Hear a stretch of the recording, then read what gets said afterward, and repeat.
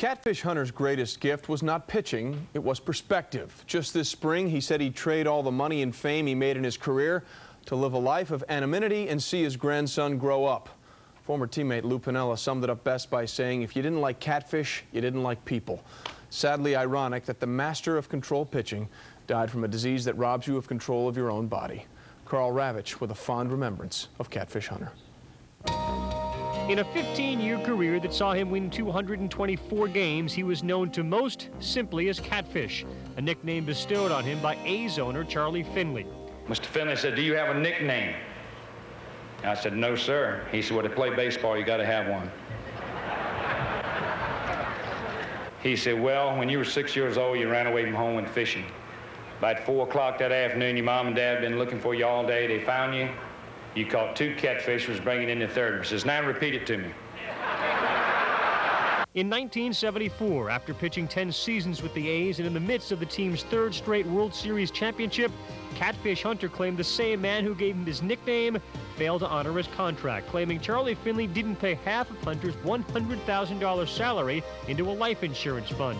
The contract was voided. Hunter became a free agent, setting off a bidding war previously unseen in Major League Baseball. When I became a free agent, I think the first team that I talked to was Cleveland. And they offered me $1 million. And I came home and told my wife, I said, "They're crazy." It was George Steinbrenner and the New York Yankees who won that bidding war, signing Hunter to a 5-year, $3.75 million contract. Mr. Finley gave me the opportunity to start playing in the big leagues.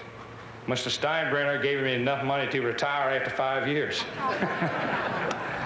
Hunter rewarded the Yankees with a 23-win season and 30 complete games in 1975. The Yanks made 3 straight World Series appearances and won 2 championships in Hunter's 5 seasons with the team. After the '79 campaign, Hunter retired from baseball at the age of 33. His accomplishments included 5 consecutive 20-win seasons, 5 World Series titles, a perfect game, and 1 Cy Young Award. In 1987, he was elected to baseball's Hall of Fame. Catfish was an ultimate teammate. He was an inspiration to everybody. I know that in '76, I know that his arm was hurting him all year, and he continued to pitch and win ball games for us. But in 1998, Hunter received devastating news. He was diagnosed with amyotrophic lateral sclerosis, ALS for short, the neuromuscular disease named after Yankee great Lou Gehrig, who was stricken with the disease at the peak of his career, forcing him to retire and eventually killing him at age 37. He died young. They really didn't know what Lou Gehrig's disease was.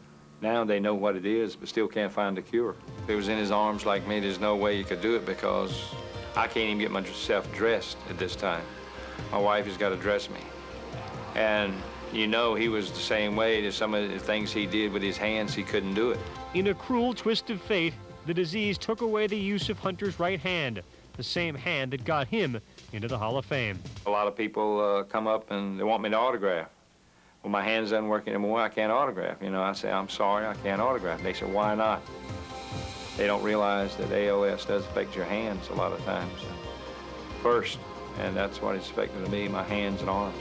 Being a baseball player, pitcher, it hit me in my right arm because that's what I had used most of my life. Catfish Hunter died at the age of 53 where he wanted to be, in his home in Hertford, North Carolina. He's survived by his wife, 3 children, and a grandson.